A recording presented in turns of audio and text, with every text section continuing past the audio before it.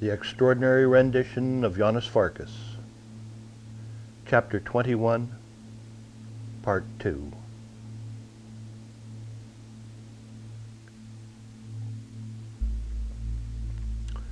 Time hung like an uncertain lover, the almost promise of something soon to happen, but never does. It was becoming unbearable. How many times could she look out the window and see nothing? How many times could she imagine footsteps coming to the door? What could she do? Was it her turn to initiate the action? Ein strode across the room. Where are you going? The American Embassy. No, you're not. Who's going to stop me? I am, Gisela said, stepping between Ein and the door. You're not going anywhere. I have to, Ein said. Don't you want to find your brother? Gisela didn't move, and the look on her face said she wasn't about to. You're staying put until Turk gets back, she said. What does Turk have to do with it, Ein replied. He's out there trailing some neophyte cop who's used to only handling tourist complaints. What's he going to find? Nada. Nothing. They aren't taking me, this, seriously. They haven't even put a real cop on it. What do I get? Bruler.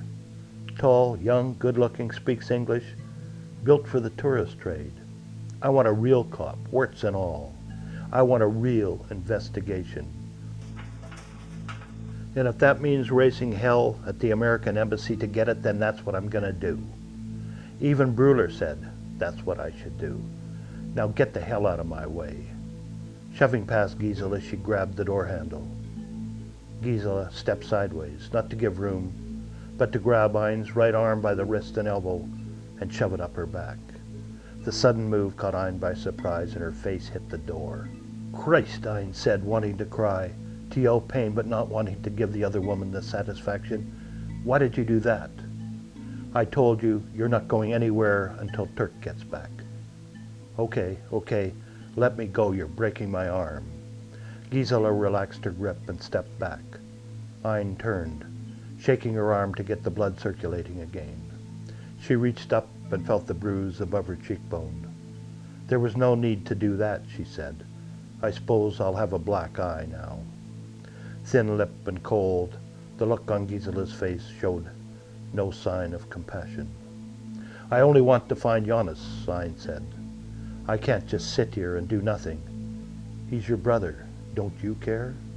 Still no reaction from Gisela. Say something, Ein said. What can I do? I have to do something. Why shouldn't I go to the embassy? They'll do something. They'll put pressure on the police. They'll get answers. The embassy might not be such a great idea, Gisela said to her. Why? There are things about my brother you do not know. What? Things. What things? Just things that might be better you didn't know about. Tell me. Let me just say that not all people love Janos like you do. I don't understand. Ein looked at her, waiting for an answer to her question. But the flatness in Gisela's eyes told her she would get no confession, no truth, no involvement until some time later, a time that would only come if Gisela believed in Ein's commitment to Janos, the brother, Janos the lover, Janos the husband. I love Janos. I don't care what he has done or what other people think. I love him, and I will do anything for him, she said, her eyes wide and full and moist. And as the wetness grew to full tears, she saw a flicker of belief in Gisela's eyes. She knew she had to get things moving to press the matter, and she searched for a card to play, a card that would fan the flicker of belief into a flame. Anyway, you don't have to tell me, she said. Janos told me. You don't think a husband doesn't tell his wife things? You see, Janos loves me. He told me things, everything. He told me about the bombings in London, Paris, and Copenhagen, and how they would point a finger at him, even though they knew he couldn't have done it because he was on a stage in a different city at the time. He told me they did it because he sympathized with some of the bombers. But that didn't make him guilty. He talked to me. That's what a husband and wife do. He'd make love to me and we'd lie there in each other's arms and he'd talk about how the world could be, how it should be. He doesn't like my country, I know that. But someday I'll take him to America and show him what it's really like. That America has a big heart and the people have a chance there.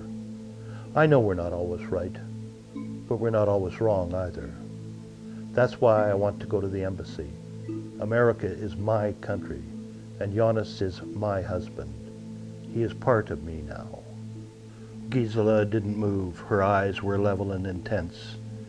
Ein squared her shoulders towards her.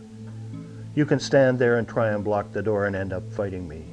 And I mean fight, because I will not give up doing whatever it is I have to do to find Janos without a fight. Or you can come with me to the American embassy and help me. Fight or help. It's up to you. Choose. The two women's eyes were locked in the intensity of two prize fighters after the media hype is gone. I'll come, Gisela said, her lips barely moving. But if this is some kind of trick, I swear I'll kill you. That's the end of chapter 21. Tomorrow, chapter 22.